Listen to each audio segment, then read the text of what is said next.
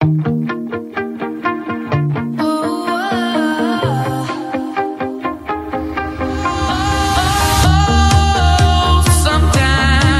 I get a good feeling. I got, yeah.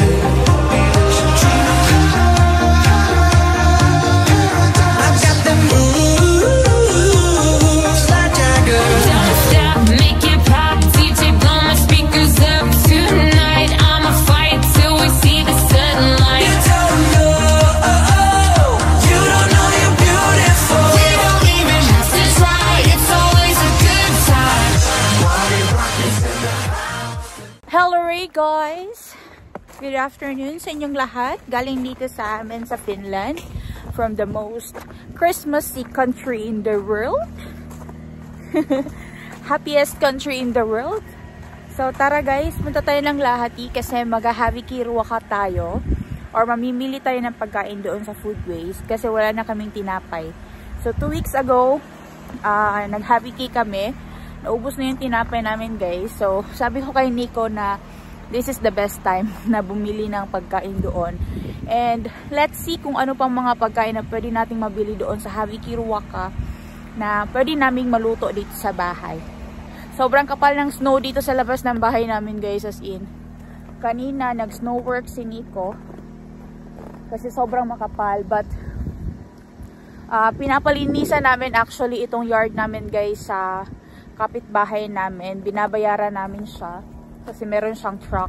Meron namang truck si Nico guys, kaso lang andoon yun ginagamit sa kapatid niya ngayon kasi mas malaki kasi yung area doon guys. Malaki yung field, malaki yung stable ng mga kabayo or yung mga bahay ng kabayo. So kailangan linisan yun everyday para makadaan yung mga customers na pumupunta doon sa kanila. Pero yun dito sa amin, manual lang na nililinis ni Nico, tapos nagpapalinis din kami sa kapitbahay namin para yung kapitbahay namin meron din siyang income guys. Ganun lang. So tulungan lang din, but mag-melt pa itong snow siguro guys, but we are really expecting a lot of snow this year, but I hope naman hindi ganun kalamig pagdating ng January. Yan yung itsura ng aking sasakyan guys. Linisan pa yan ni Nico kasi sobrang makapal. Hindi yan madadala ng swiper guys. Kailangan talaga yan siyang i-brush. Ayan. Kailangan talaga siyang i-brush. Sobrang kapal ng snow. It's quite cold today and windy.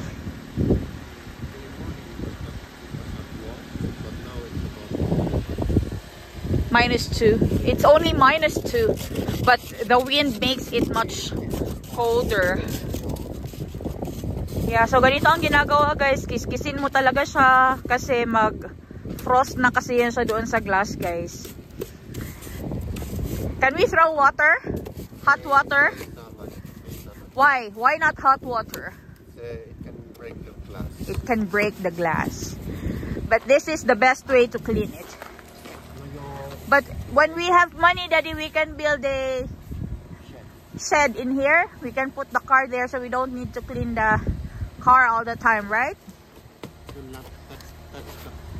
But we need money first. But they're printing all the time. Or you live in Philippines? Niin, sitten ei tarvi. Ei tarvi. You don't need to clean snow. Ainakaan sen takia. That would be nice, but we need to have lots of money if we live to Philippines because life is also difficult there. It's not easy. And our job is here guys, so pangarap ko rin yan. Sana magkatotoo. The same shit, it's different packets around the world. Yeah. Right now in Philippines, it's so hot. My mom called this morning. She said it's so hot. It's like 38. Yeah, it's so hot. Then I would be like there. You like to be there? It's so hot. Your face is going to be red. No, I don't know, but it's not nice to clean the snow here. Yeah. Snow looks very nice, but actually, the more you experience it, the more you will not like it. If you're a tourist, you're just wondering that how beautiful it is, but when you have shovel it and clean it 20 times per year, or pay to someone and keep the car, clean the car, Yeah. you start wondering that the romance it's getting. Yeah. You don't like it anymore. You will not like it. Yeah. It's not easy to clean the snow, guys. Like in the summer, we can just go inside the car and leave right away. But now it's winter. We need to clean the car first so we can go. And we need to have a clean road so we can go up there and we can go out from our yard. Because yesterday, hindi nakalabas si Nico, guys. Bibili sana siya ng tinapay sa store. Kaso lang, sobrang kapal ng snow. Hindi makaakyat ng sasakyan doon. Kaya isa din yan sa mga pangarap ko ang magkaroon ng 4x4 na car talaga. Kaya yung monkey na panglinis para mas madali. Wala pa tayong pera dyan. So, ipon muna. Pangarap muna natin. Ngayon is makauwi muna na Pilipinas para makita ko yung family ko, guys. At ma-meet din ni Nico yung family ko sa Pilipinas. Medyo masama pa rin talaga yung panahon dito sa Finland, guys, kasi nagsusnowstorm pa rin. And usually kapag ganito, delikado talaga magbiyahe. Kaya nung papunta kami ng Lahti, sabi ni Nico, baka maling desisyon na magbiyahe kami papunta ng Lahti today. Kasi nga, mas lalong lumakas yung snowstorm. Tapos napakadulas ng daan. Kapag ganito kasi, guys, na masyadong mahangin, tapos malakas yung snow, na alter din talaga yung daan, guys. Nagiging sobrang madulas, tapos nahihirapan din kaming makita kung saan tumatakbo yung sasakyan. Medyo clear pa naman ang visibility nito, guys, nung papunta kami ng Lahti, pero nag-worry na rin kami, guys, kasi nga sobrang madulas talaga yung daan. Yung speed sa road na to was 80 kilometers per hour, pero mas binagalan namin yung takbo namin para mas safe talaga. Nung isang araw na nagpunta ako ng gubat, guys, alam nyo ba na nadulas din yung sasakyan ko? Sa sobrang slippery talaga ng daan, kasi nga dahil sa mga snow, napakadelikado mag-drive. Bagong driver pa lang naman ako dito sa Finland, guys, pero gayon pa man, sobrang dami ko nang na-experience talaga na mga different kinds of driving, lalo na kapag winter. Ang ganda nga talaga tingnan ng snow, guys, pero alam nyo ba, napaka-hassle talaga ng snow kasi nga tumatagal yung biyahe. Instead na 30 minutes drive lang galing sa amin papunta sa Lahti, umabot kami ng 45 minutes. Pero okay na yun, kesa naman bilisan namin tapos madisgrasya kami, diba? Ang importante talaga is safe pa rin kami na makarating doon sa pupuntahan namin. Yung snow dito sa Lahti, guys, is hindi siya ganun kakapal compare doon sa amin. Sa countryside kasi, grabe, guys, sobrang kapal talaga ng snow. Ilang beses na talagang naglinis ngayong araw na to, guys, sa mga road doon sa amin banda, kasi nga sobrang makapal ang snow, tapos hindi makadaan ng mga sasakyan.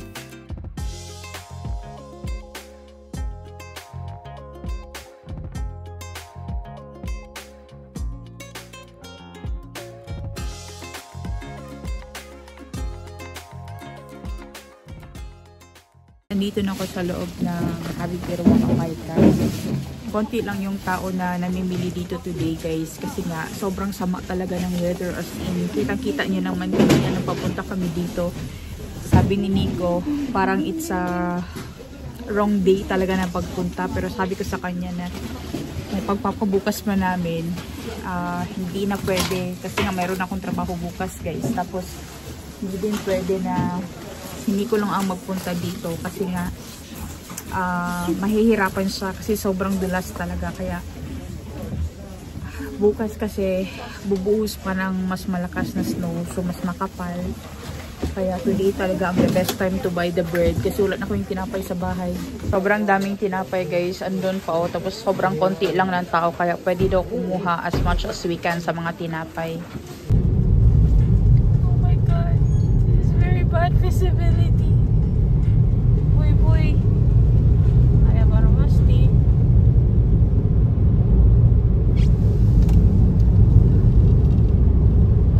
palalo yung weather, guys. Tuloy-tuloy pa rin talaga ang snowstorm. Kala namin na hinto na. Tuloy-tuloy pa rin siya.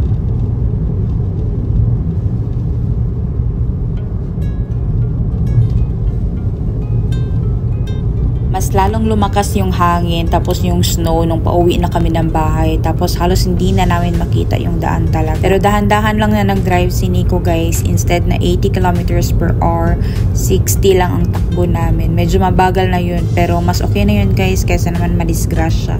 Challenging talaga ang winter driving dito sa Finland. So ito na yung road guys, papasok doon sa amin.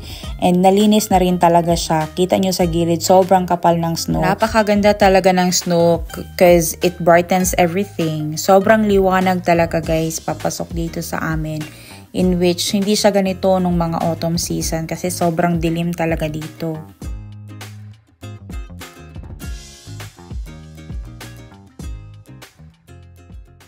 Hey guys, good evening sa inyong lahat. So, andito na nga kami ngayon sa bahay and ito na yung lahat ng napamili namin today doon sa Havikiro Wakapaika for worth 10 euros. Actually guys, sobrang dami pang pwedeng kunin pero ang iniisip ko is yung storage namin. Kaya yung kinuha ko lang is yung mga kaya namin gamitin agad-agad tomorrow or the next day para hindi siya masayang. So, isa-isahin natin to guys, lahat ng napamili namin today for worth 10 euros doon sa Havikiro Wakapaika.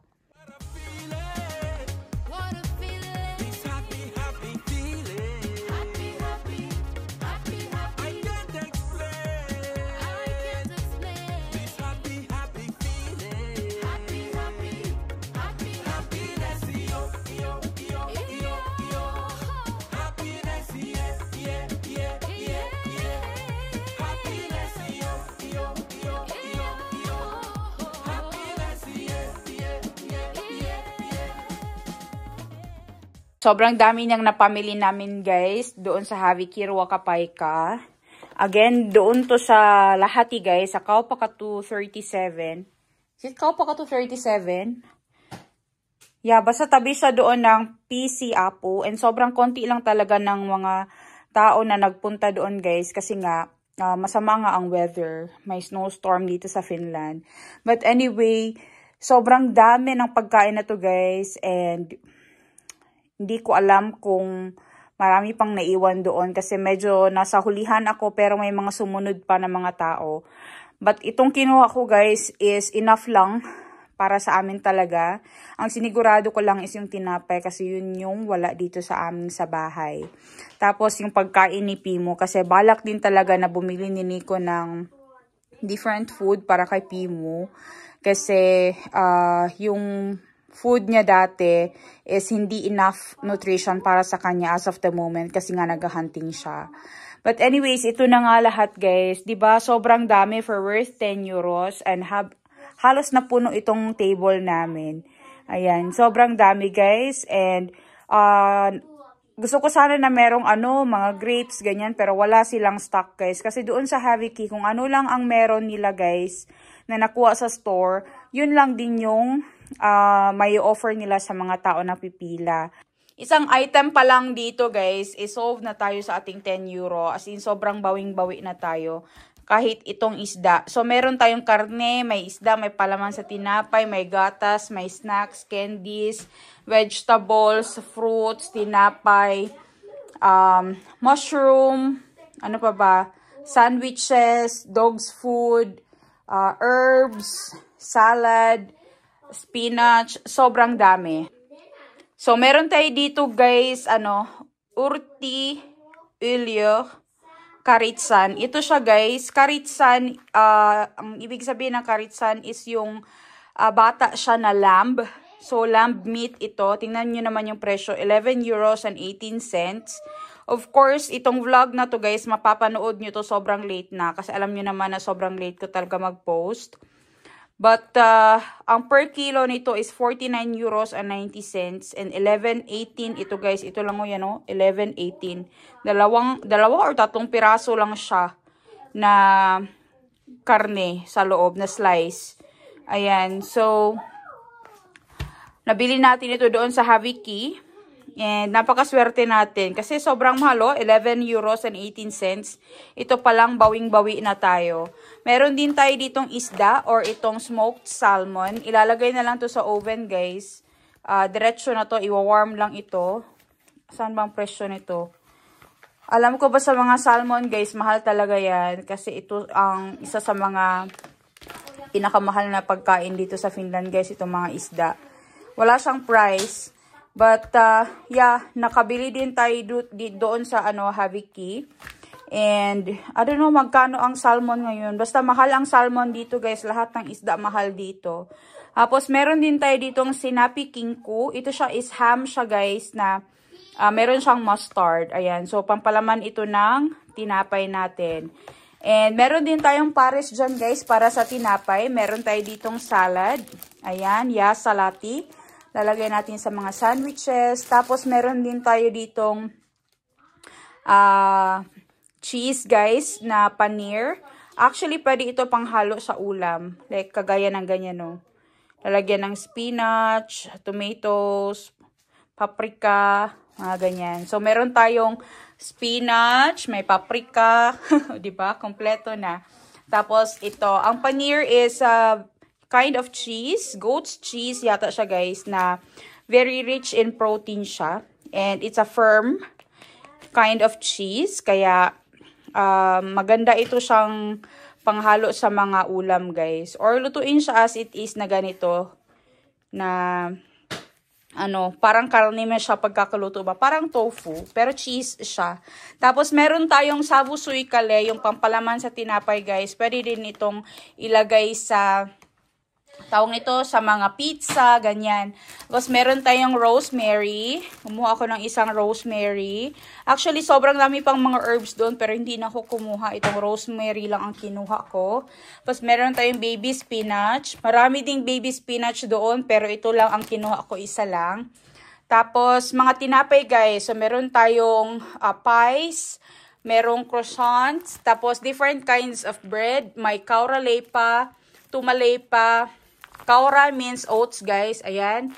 Sobrang mahal na mga tinapay dito sa Finland, guys. Alam nyo ba, lahat ng to, kung bibilihin ko sa store to, more than 10 euros na yung lahat ng tinapay na yan. Sa tinapay pa lang talaga, sobrang bawing-bawi din talaga, guys. Kasi alam nyo naman na yan talaga yung kinakain namin dito sa bahay. Morning and dinner, tinapay lang talaga kami. And yung lunch namin is yun yung heavy. So, meron din tayo ditong Canarian pata. Ito is, lalagyan na lang ito siya ng karne guys. Tapos, ng konting cream yata. Tapos, yun na yung ulam na siya. Parang instant siya ba? Pero, lalagyan na lang siya ng karne or ng chicken. Kasi kana is, siya guys, chicken yan siya sa Finnish. Tapos, meron tayo ditong herkusieni. Mga button mushrooms guys, ayan. Organic ito. Andun siya sa Haviki kasi natanggal na na yung kanyang lalagyan guys, na sira. Pero okay pa siya. Tapos meron din tayo ditong sandwiches. 3 kinds ng sandwiches. Ayan. So itong unahin namin tonight for our dinner. Tapos meron din tayo ditong paprika and sweet bell peppers. Ayan. Ito is, nasira lang siya ng ganyan, no? Konting damage lang talaga dito guys. Haviki na talaga siya. Pero sa atin sa Pilipinas, kapag ganito ang itsura, naapanin sa palengke. Diba? Comment down below kung nakakita ba kayo ng mga ganitong klaseng pepper sa palengke. Kasi dito sa Finland, kapag ganitong itsura guys, naana na siya sa Haviki. Ito din, ando na siya sa Haviki. Okay pa man siya para sa akong pananaw. Pero sa kanila dito guys, since mas taas nga yung kanilang standard, Haviki na siya or food waste na siya. Reject na siya sa store. Hindi na siya ibebenta. Tapos, meron din tayo ditong yavuari. Ito is iceberg salad. Tapos, meron tayo ditong mga different citrus. Merong mandarini, clementini. Merong isang orange or applecini. Tapos, meron tayong 2 maliit na apples. Ayan. Tapos, mga carrots. So, itong andito sa buong tray, guys. Lahat ng to is ipapajuice ko to kay Nico. Magpapatira lang ako sa kanya ng ilang piraso ng carrots para magamit ko sa pagluluto and para kainin ni Anika. Kasi gustong-gusto ni Anika yung mga carrots, guys, na raw. Ayaw niya kumain ng carrots na luto. Ayan. Tapos, meron din tayo, dito, tawag dito? Lactose-free siya na yogurt.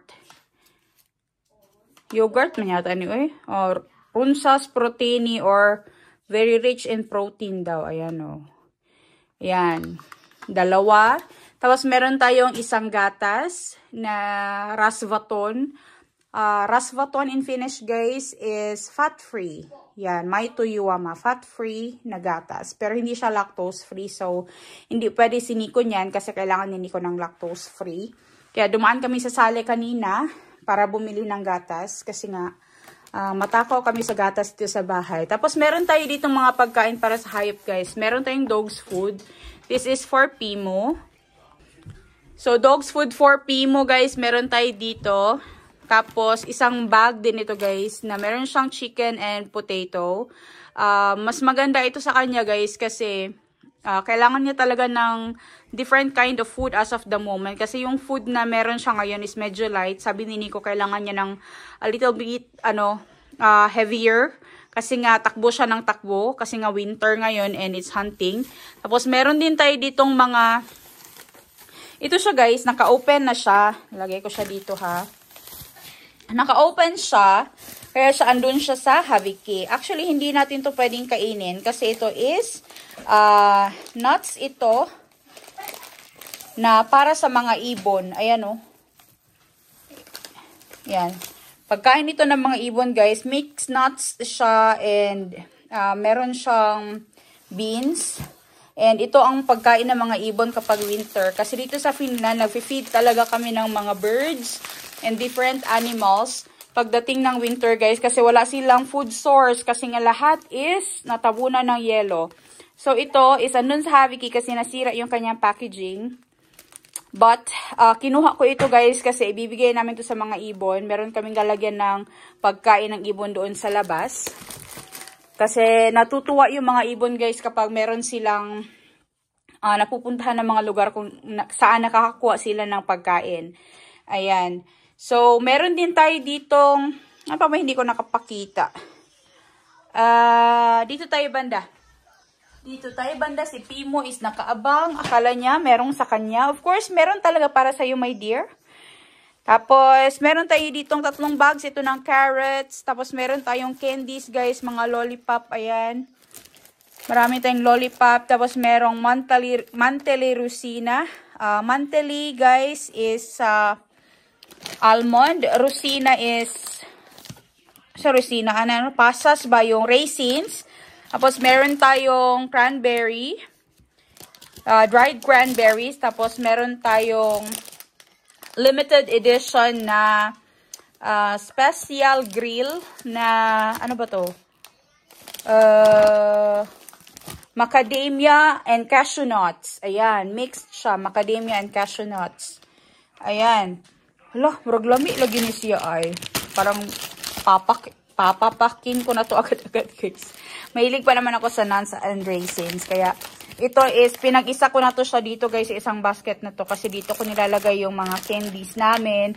And yung mga, tawag nito, yung mga snacks guys, na pwede lang kunin nila. So, ito mga lollipop. Actually, si Anika kanina gustong bumili ng candy. Sabi ko sa kanya, wag na kasi meron tayong candy sa bahay. You know, Chupa Chups, ito siya. Ano, ito sa Haviki guys, kasi ito is out of season na. Kasi ito yung mga candy for Halloween. And it's already... Christmas time. So, ito, ilalagay na nila sa Haviki kasi nga, out of season na siya ng mga pagkain. Hindi pa siya expire, but since out of season na tapos na yung Halloween, kaya andun siya sa Haviki. Sobrang dami nating napamiling pagkain doon sa Haviki Ruakapayka guys. And napakasulit talaga mamili doon kasi nga, tingnan nyo naman, yung isang ganito guys, more than 2 euros na rin ito pag binili mo to sa store. Ayan, o, diba? Sobrang dami. And napakalaking katipiran talaga to sa amin, guys. Lalo na sa akin. Sa amin ni Nico na we try to, tawag nito, sikipan palalo ang sinturon. Magkuripot jud mi, guys. Kaya nga, no, mahal ra ba kayo ang cost of living? Tapos, may nag-comment pala na bakit daw sa Haviki kami namimili. Sabi ko, bakit hindi? Diba? Kasi sa Haviki guys, nakakatipid kami. Ito is reject nito na pagkain ng store, but these are still edible. Hindi naman ito masasayang kasi kakainin naman namin ito agad-agad. And the bread, we can put it in the freezer kasi dito sa Finland, ugali yan ang mga Finns na maglagay ng mga pagkain sa freezer guys. Napaka-importante ng tinapay dito kasi isa yan sa mga staple food namin. And yan din talaga yung kinakain namin dito sa bahay. Yan, nabubulol na ako. But yan, sobrang dami, diba? O, diba? Jackpot kaayo. Tapos, bakit hindi ako mag-dumpster? Wala kang dumpster dito sa amin, guys. Walang laman yung mga basurahan namin dito. Kasi nga sa countryside kami nakatira. Sa Lahati din, meron naman. Kaso lang, malayo kasi siya, guys, for me, ha. Kasi, 30 minutes drive. Tapos, lalo na ngayon na winter, about 40 minutes drive, guys, papunta doon sa Lahati. Kasi nga, yung driving namin dito kapag winter is iba talaga, mas mabagal siya compare sa summer na driving. Kasi nga dahil madulas ang daan. Yun. So, tipid din tayo sa gasolina, diba? Kaya pag nagpunta kami ng city, guys, one time, big time talaga yan. Lahat ng kailangan bibilhin na namin. Actually, nung nagpunta kami ng Haviki after nyan is, dumaan pa kami ng Tokmani, dumaan pa kami ng ibang stores kasi may mga pinamili pa kami. Pero ito talaga yung pinaka-importante, yung Haviki, kasi yung mga tinapay namin, yung mga iba pang pwedeng mabili namin doon, like yung pagkain ni Pimo, guys. Actually, plano talagang bumili ni Nico ng pagkain ni Pimo, but since meron na, hindi na kami bumili sa Tokmani. Ang binili na lang namin doon sa Tokmani is yung gagamitin niya yata para sa kanyang trabaho. Ayun. Napakalaking katipiran talaga, guys, sa amin yung Haviki Ruwaka. Kasi nga, hindi naman siya porket sabihin nila na Haviki Ruwaka or food waste. Yun talaga ang translation niya. Or mga rejection na pagkain ng mga stores. Kaya siya binibenta doon for worth 10 euros. Hindi per piece, guys, ha. Lahat ito. 10 euros lang ito lahat-lahat. Hindi isang piraso. Hindi lang ito, 10 euros. Hindi lang, isang box or yung pagkain ni Pimo, 10 euros. Lahat ito, guys, andito sa likod ko ngayon. Lahat ng kinuha ko doon today is worth 10 euros lang. 10 euros lang po talaga ang budget or yung binayad ko doon, guys. Kasi nga, parang donation na rin yung 10 euros sa kanila para pambayad nila doon sa kuryente, sa gasolina nila, guys, kapag pinick up nila yung mga pagkain sa stores, and other expenses din. Kasi, naman sila, organization sila, guys, parang, non-government organization na tumutulong sila, guys, for other people. Yun yung kanilang program. So, meron sila nitong Haviki Ruwaka. Kasi nga, ito is malaking katipiran talaga and malaking tulong din to sa mga tao dito, guys. Actually, yung mga tao na pumupunta doon, guys, is mga kagaya ko, Pilipino, may mga estudyante, merong ibang lahi din like African, mayroong Somalian, iba-ibang lahi, guys, na nagpupunta doon para mamili ng pagkain sa Haviki Ruwaka. Hindi lang iisang lahi. Kahit nga Finns, guys, may mga Finns na nagpupunta doon. And nakakatuwa kasi sobrang daming tao talaga nakakatipid and tumatangkilik sa Haviki Ruwaka. Or para bilhin to mga mga pagkain na reject, guys, doon sa store. Di ba nakakatuwa? So, lahat ito, guys, is Haviki na siya or food waste. Patapon na pagkain sa Finland. But thank goodness na merong Tuki Apu Uhudistus or yung organization kung saan nagbebenta sila nito for worth 10 euros. And kami rin is malaki ang natitipid. So, kailangan ko na itong ayusin and ilagay sa ayos, ilagay sa ref, sa freezer, and i-organize, guys, itong mga pagkain na to para hindi siya masayang. Thank you, guys, for watching this vlog. Please don't forget to like, share, and subscribe to our channel. And please leave us a comment para ma-shoutout ko po kayo. Ingat kayo palagi. Hey, guys!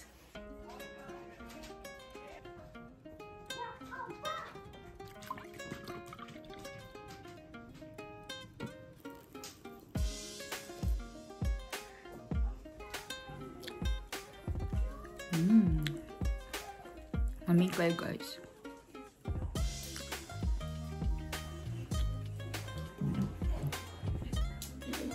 Haviki. Milta sa mais to? Ako hiba. What's the score? 1 to 10. I think this is something like a strawberry. Strawberry and what? I don't know. What is this? Is it good? From 1 to 10, what's your score? 7, 8. What's the best candy for you. Salmiakki. Salmiakki. That's one of the best. It's very difficult to say what is the best. How about chocolate or salmiakki? No, both. Very good. If it's black candy, it's the best. No, let's see he can get more. How about brown skin? Cacao. Cacao. This is the best.